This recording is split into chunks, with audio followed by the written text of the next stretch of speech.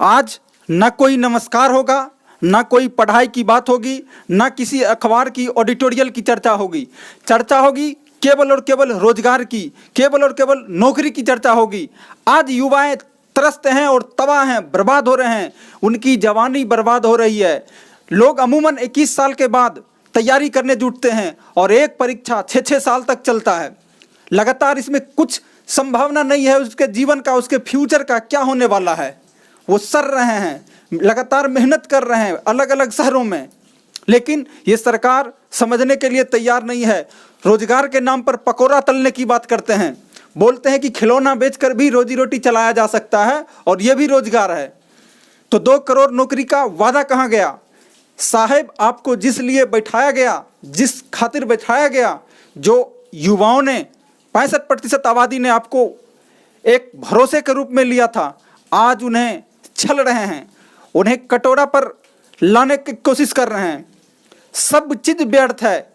मैंने आज सुबह तक सोचा कि सब कुछ ठीक है, हो जाएगा, लेकिन एक आर्टिकल लिखा जाता है कि जीडीपी भी -23.9% धड़ाम से गिरते चला गया।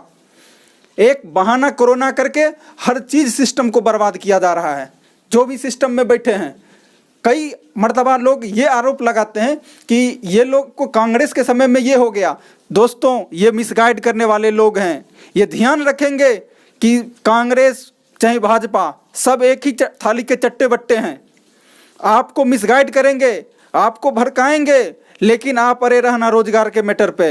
रोजगार एक ही मुद्दा है और इसको जितना हो सके उतना मजबूत करो। अब युवाओं को एक होना पड़ेगा। जब तक अब एक नहीं होंगे तो सिस्टम कुचल के रख देंगे और बर्बाद कर देंगे। इसी से संबंधित एक हम लोगों ने नारा गढ़ा और उस नारा पर जोरदार तरीके से सरकार का विरोध करेंगे। निकलो बाहर मकानों से, जंग लड़ो पैमानों से, निकलो बाहर मकानों से, जंग लड़ो पैमानों से। साथियों एक हो, एक हो, एक हो, साथियों एक हो, एक हो, एक हो। अरे जुल्मी जब जब जुल्म करेगा सत्ता के हथियारों से, चप्पा चप्पा चप्पा गूंजेगा इंकलाब के नारे से। अरे जुल्मी जब जब जुल्म करेगा सत्ता के हथियारों से, चप्पा चप्पा गूंज उठेगा इंकलाब के नारों से। भारत माता की जय, भारत माता की जय। दोस्तों, बहुत समस्या बढ़ चुका है। आज देख रहे हैं सभी युवा बाहर निकल चुके हैं, सभी सोशल मीडिया के माध्यम से अपना गुस्सा जाहिर कर रहे हैं, यूट्यूब के माध्यम से। कोई भी अब मन की बात नहीं सुनना चाहते हैं, अब केवल काम की बात चाहते हैं, क्योंकि मन की बात सुनने से पेट नहीं भरता। और दोस्तों, लोगों की जो युवाएं हैं, छात्र हैं, इनकी मांग क्या है? साधारण सा मांग है। इनको नहीं चाहिए हजारों करोड़ का रुपए पैकेज, नहीं चाहिए 2-2 लाख करोड़ का पैकेज। इन्हें सिर्फ चाहिए 35 से 40 हज़ार का मंथली, जिससे इनका परिवार का जीवन चल सके। ये बड़ी डिमांड नहीं है। अच्छे अच्छे स्टूडेंट तैयारी करके आज सड़क पर हैं, उनको नौकरी नहीं मिल रहा है, वो बोलने के काबिल नहीं है। घर पे क्या बोले, क्या मुंह दिखाए गाँव समाज में।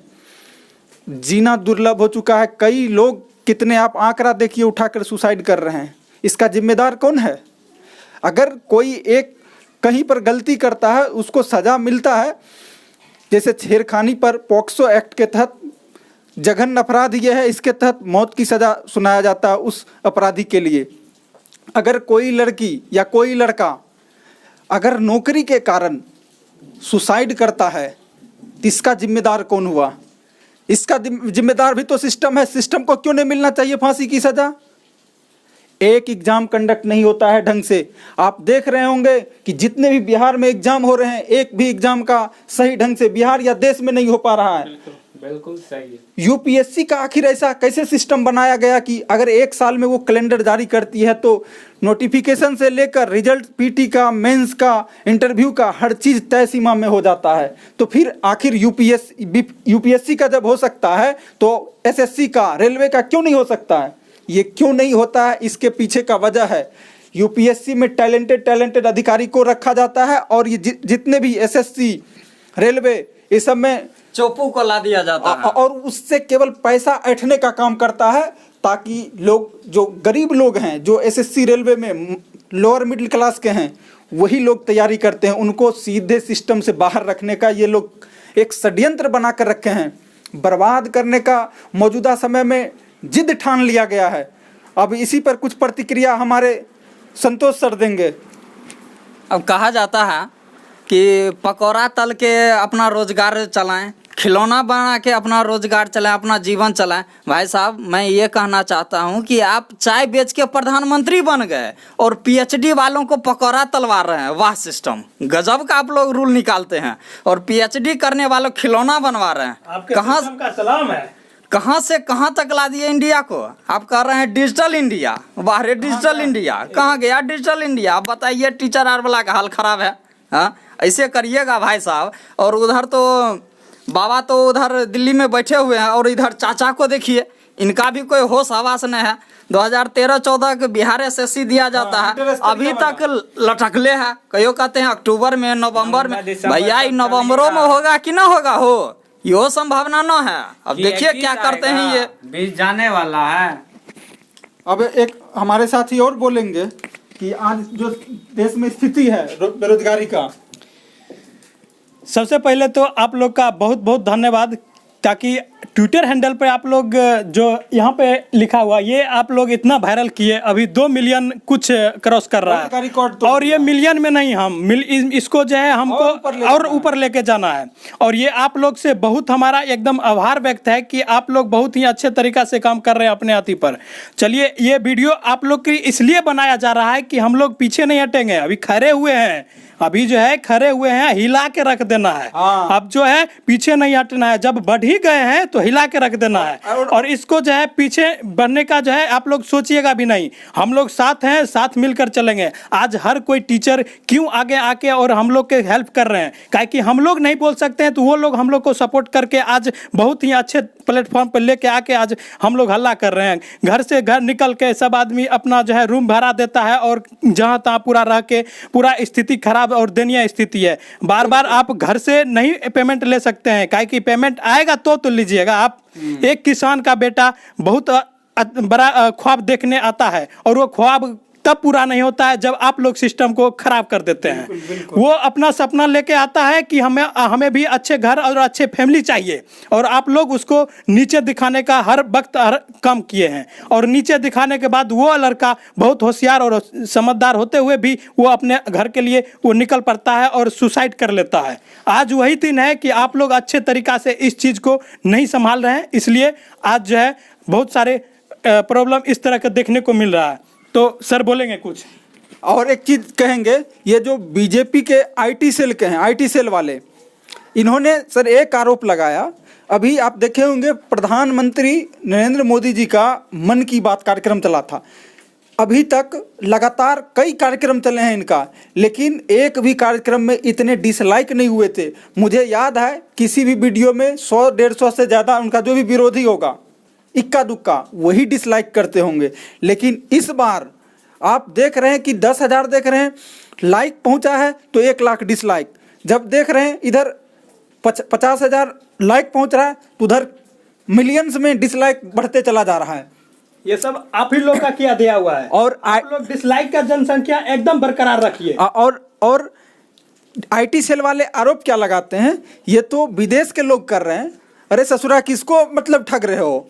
कौन मतलब विदेश के लोग? पाकिस्तान का आता है हर मामले में। कह दे तो पाकिस्तान, चुनाव होगा तो पाकिस्तान में बम फूटेगा अगर जीत ये हो जाता है, विरोधी जीत जाता है। तमाशा बना के रख लिए हो, तमाशा। विदेश के लोग आएगा डिसलाइक करने, हम लोग कर रहे हैं डिसलाइक। हम लोग सत्ता में लाए थे, हम लोग विरोध कर रहे हैं और डिसलाइक के माध्यम से मन की बात को सड़क में गड्ढा थ्री कर दिए हैं। आप लोग भी कुछ बोलिए। जी, पहले तो आप सभी बंधुओं को तहे दिल से धन्यवाद देना चाहेंगे, क्योंकि ये जो ट्विटर हैंडल का जो कार्यक्रम हम लोग के द्वारा चलाया गया था सभी स्टूडेंट्स के द्वारा, उसको आपने साकार बनाया हद तक, और कोशिश करना है कि और इसको साकार बनाएं जब तक सिस्टम को पता नहीं चल जाए कि मेरा मतलब ग्राउंड लेवल, जहाँ से हम लोग ग्राउंड जिसको बोलते हैं, वो ग्राउंड लेवल मेरा खत्म हो चुका है। देखिए, गुस्सा को दिखाने का या फिर प्रदर्शित करने का दो एक्सप्रेशन हो सकता है। एक तो आदमी खामोश हो जाए, उसका भी कुछ अलग मतलब होता होगा। एक बुखला जाए, उसका भी कुछ अलग मतलब होता है। यहाँ पे मैं अभी बुखलाने की सेंस में नहीं, बहुत लोग बुखला रहे हैं, वो अपन एक्सप्रेस करने का तरीका है। मैं आराम से कर रहा हूँ, प्रेम से कर रहा हूँ। सिस्टम को अभी भी संभलने का मौका है। सिस्टम को बोले तो अभी भी समझ आइए। और दूसरी चीज़, यदि स्टूडेंट्स को और टीचर सपोर्ट कर सकते हैं, इससे ज़्यादा और कुछ नहीं कर सकते। स्टूडेंट्स से नम्र निवेदन है कि एक कहावत है, अब पश्चात तो होत क्या जब चिड़ियाँ चुग गई खेत। तो इसलिए अब जो आप लोग ने 2000 इलेक्शन में जो सिस्टम को एक बार भरोसा करके दे दिया है चलाने के लिए, उस पर यदि वर्क नहीं कर रही है तो आप कोशिश कीजिए। अभी जो आप अब पछताना नहीं है, अभी जो ट्विटर हैंडल के माध्यम से आप लोग स्टार्ट किए हैं उसको सफल बनाइए, अन्यथा अब पछताने से कुछ फायदा नहीं होने वाला है। वही खिलौना जो एक्सप्रेशन रास्ता दिया जाता है, धीरे धीरे उसको ग्राउंड लेवल पर उतार दिया जाएगा कि आप मजबूर हो जाएंगे कि वही काम करना ही पड़ जाएगा। इसलिए आप लोग से नम्र निवेदन है कि जिस तरह से आप ये स्ट्रगल चल रहा है उस काफ़ी हद तक करें। जिस तरह से मेरे साथी ने बताया था, हिला के रख देना है तो हिला भी देना है, और समय मिले तो उखाड़ के फेंक भी देना है। तो आप लोग याद रखें, तत्पर रहें। हमारे दोस्त साथी कुछ लोग बोलेंगे। धन्यवाद। सबसे बड़ी बात तो अभी ये चल रही है कि हम लोग जब डिसलाइक देखे तो बहुत खुशी हुआ, काहे कि अगर आप उसके डिसलाइक करते हैं तो कितना ये सोचता है कि साला हमें देशद्रोही घोषित कर दिया जाएगा। डरना नहीं है, अभी तो खड़े हुए हैं, बार बार बोल रहे हैं, अभी तो खड़े हुए हैं, हिला के तोड़ के मरोड़ के रख देंगे। इसलिए भाई और दोस्तों, सबसे निवेदन है आप लोग बने रहें, और आपको जो आप अपने हित के लिए लड़ रहे हैं, ना कि कोई विपक्ष पार्टी और कोई फलना अमका डिमका कोई नहीं चलेगा, सिर्फ अपने अपने हक के लिए लड़ रहे हैं। अगर आज आप घर से बाहर निकल के ट्विटर हैंडल पे ट्वीट ना किए तो समझिए सबसे बड़ा देशद्रोही आप ही हैं। इसलिए आप अपने मोबाइल में ट्विटर हैंडल इंस्टॉल करिए और हैशटैग यहाँ पे लिखा हुआ है, नहीं तो इस वीडियो के नीचे भी डाल देंगे, वहाँ से आप कॉपी पेस्ट मारिए। इतना काम तो आप कर ही सकते हैं। तो इतना काम आपसे हम जो है रिक्वेस्ट करते हैं कि इतना काम आप करिए, और ज़्यादा से ज़्यादा ट्विटर हैंडल पर आपका वहाँ पे जनसंख्या एकदम सक्रिय रहिए, अपडेट रहिए। अरे बोका लोला के तरह मत घर में बैठो सूतो, बाहर निकलो और जंग लड़ो। क्या आप विरोधी के पक्ष में लड़ रहे हो? फलना चेंगा कोई कुछ नहीं देने वाला है, कपार फोड़ के मर जाओगे साला, यहाँ पे कोई कुछ नहीं लेके देगा, सही में। और तुमको जो है ना बाहर निकल के अपना काम कर देखना है, और अपने लिए देखना है, अपने घर परिवार के लिए देखना है, दादा चाचा बुप्पा के लिए लड़ना है तुमको।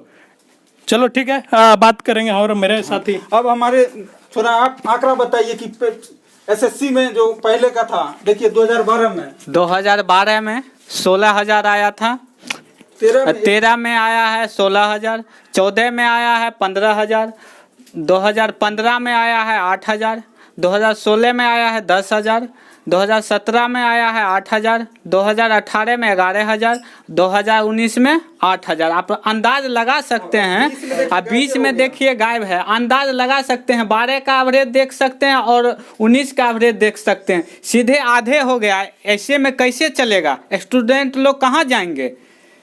सरकार को इस बात को सोचना चाहिए। 2012 में 16,000 और 2019 में 8,000 और 2020 में गायब है। नोट अवेलेबल क्या होता है? नोट अवेलेबल मतलब क्या हुआ? देश ऐसे ही चलेगा? स्टूडेंट लोग सब कहाँ जाएंगे? बेरोजगार होके क्या करेंगे? इसीलिए आप लोग से नम्र निवेदन है कि आप लोग आइए और विरोध करिए।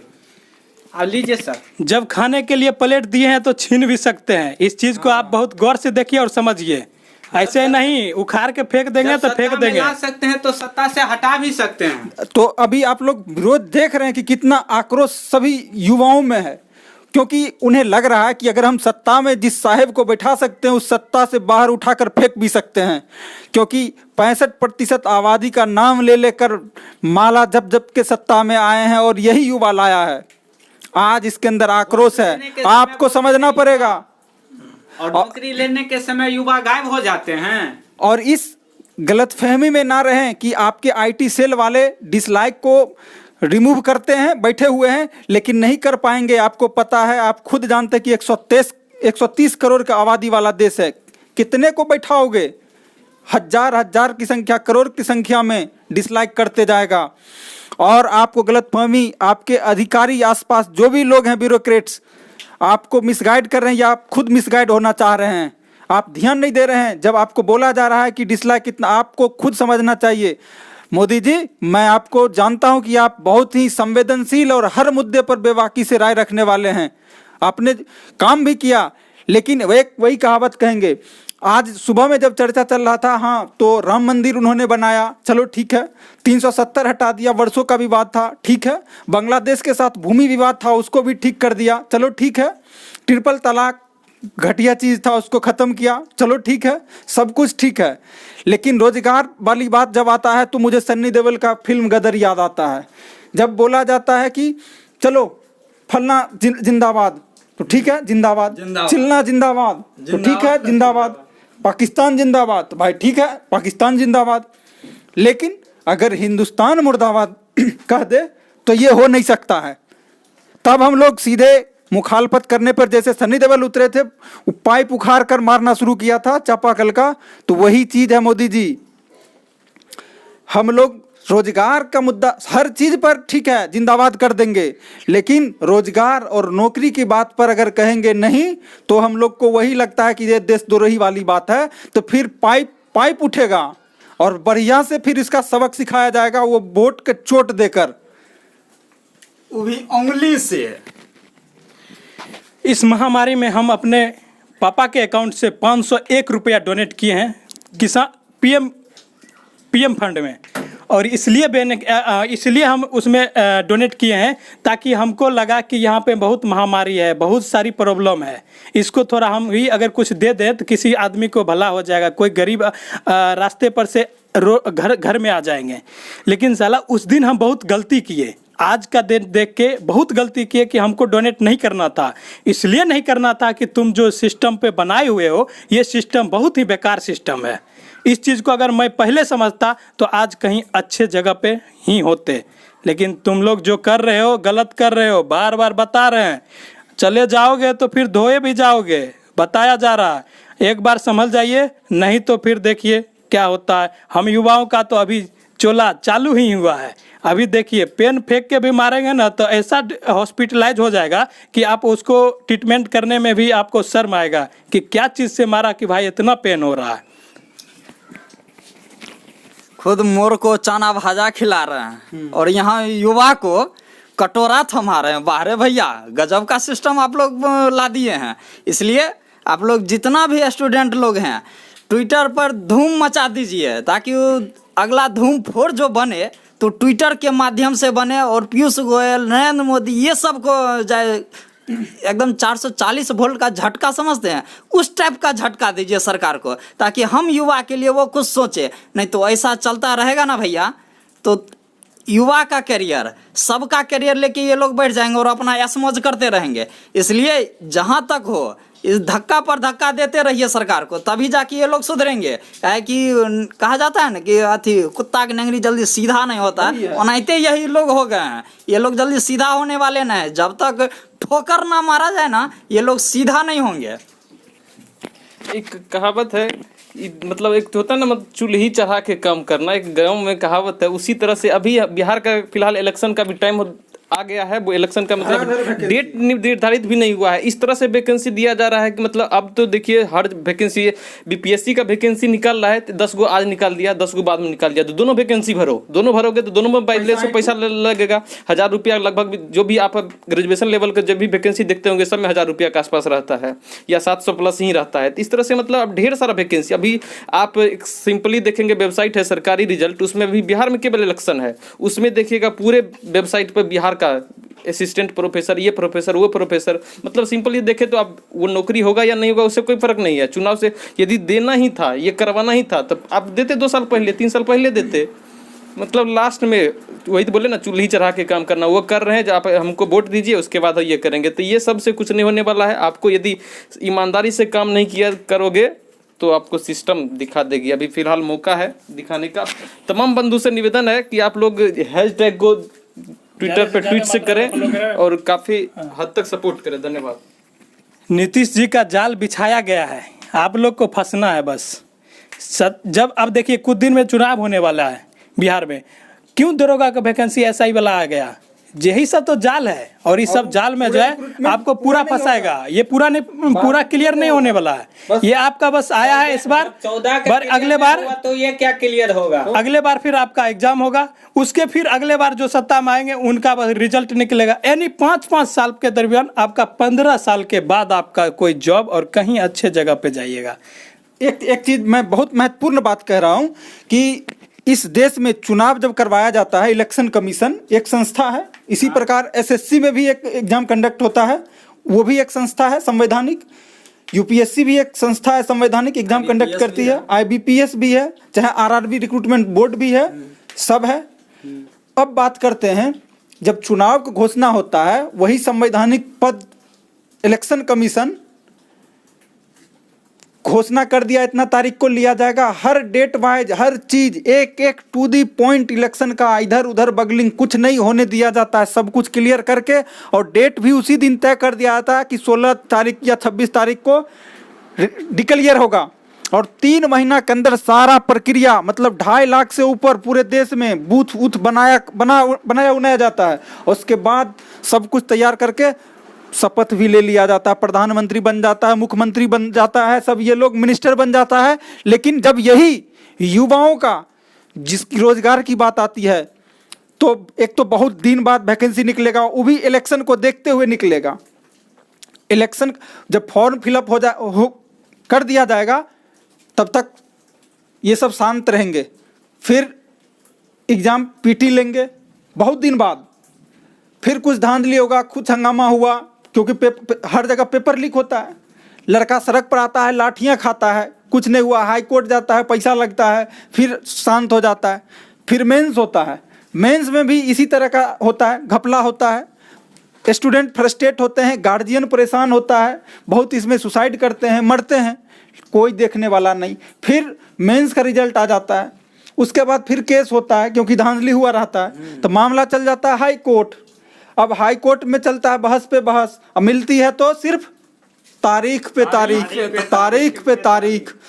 जब हाई कोर्ट से छूटता है तो पहुंच जाता है सुप्रीम कोर्ट, फिर वहां पर चलता है तारीख पे तारीख, तारीख पे तारीख, तारीख पे तारीख, न्याय नहीं मिलता है।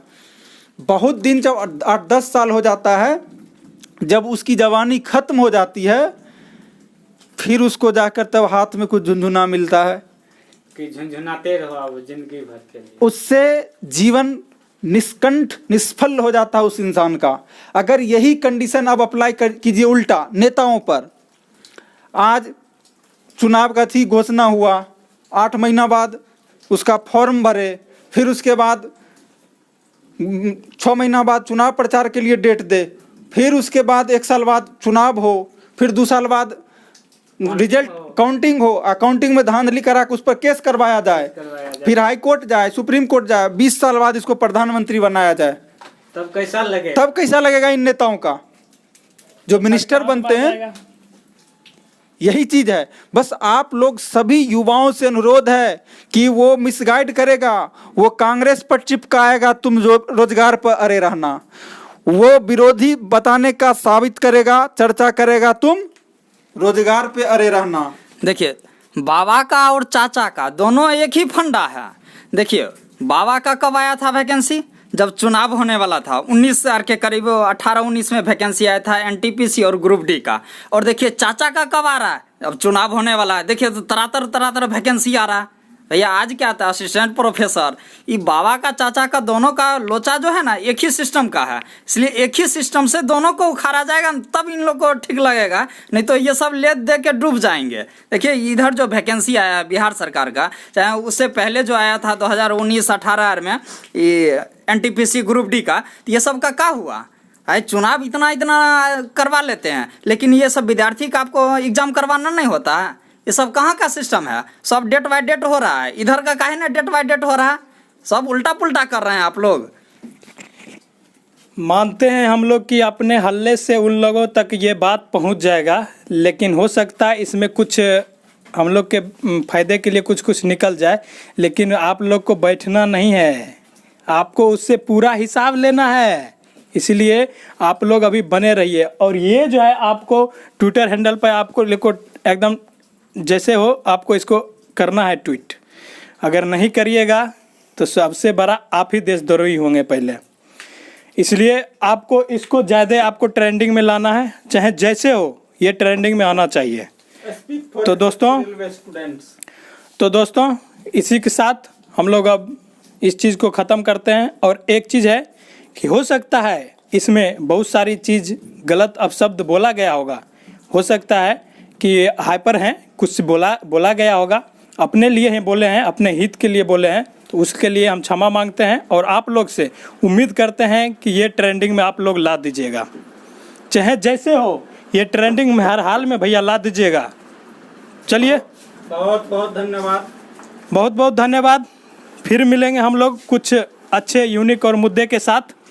भारत माता भारत माता की, भारत माता की, भारत माता की, वंदे मातरम, वंदे मातरम, वंदे। मातरम। Thank you. हिंद।